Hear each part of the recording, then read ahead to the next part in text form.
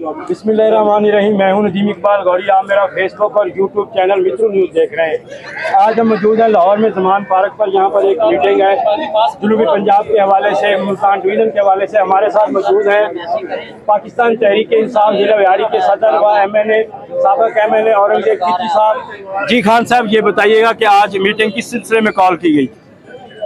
अस्सलाम वालेकुम, बिस्मिल्लाहिर्रहमानिर्रहीम। आज इमरान खान साहब ने जनूबी पंजाब के अजला को दावत दी है, उन कैंडिडेट्स को जिन्होंने PTI के हवाले से दरख्वास्तें जमा कराई हैं।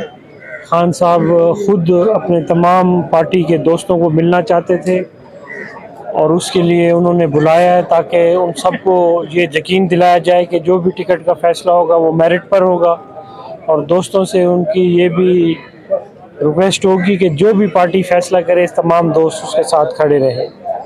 ये इलेक्शन की जो सूरत हाल है, जो सूबाई इलेक्शन अनाउंस हुआ है उसके बाद वो इमरान खान पर इतने मुकदमा, 80 के करीब मुकदमा, असल में ये हुकूमत चाहती क्या है? असल में तो इस हुकूमत ने अपना मजाक खुद बना दिया है। इमरान खान साहब घर बैठे हैं लेकिन पूरे पाकिस्तान में उनकी कैंपेन का बेड़ा हुकूमत ने खुद उठाया हुआ है। अब इन हरकत से अवाम जो है वो जौक दर जौक PTI की तरफ कशिश कर रहे हैं। और आप ये देखें, ये पाकिस्तान की तारीख में पहली मरतबा है कि हुक्मरान इतने खौफजदा हैं कि हर रोज़ की बुनियाद पर 3-4 FIRs हो रही हैं। और वो सारी FIRs वो हैं जिसमें खान साहब मौजूद भी नहीं है मौके पर।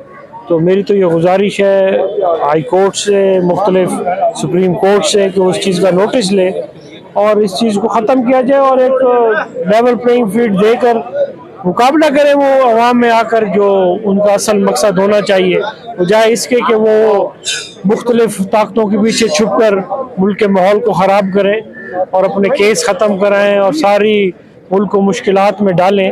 उससे बेहतर है, उनसे कंट्रोल नहीं हो रहा तो अवाम में आए, जो अवाम फैसला करे उसको सब कबूल करें। आप समझते हैं कि ये इलेक्शन 30 अप्रैल को होंगे? इंशाल्लाह उनको होना चाहिए। हुकूमत की तो पूरी कोशिश है कि ऐसे हालात पैदा किए जाएं। ये तो इमरान खान साहब की जो एक दूर अंदेशी और उनका एक बुर्दबारी है कि वो मामलात को सही लेके आगे चल रहे हैं। और इंशाल्लाह आप देखेंगे इलेक्शन टाइम पर होंगे और PTI वाज़ेह अक्सरियत से कामयाब होंगे। शुक्रिया, थैंक यू सर।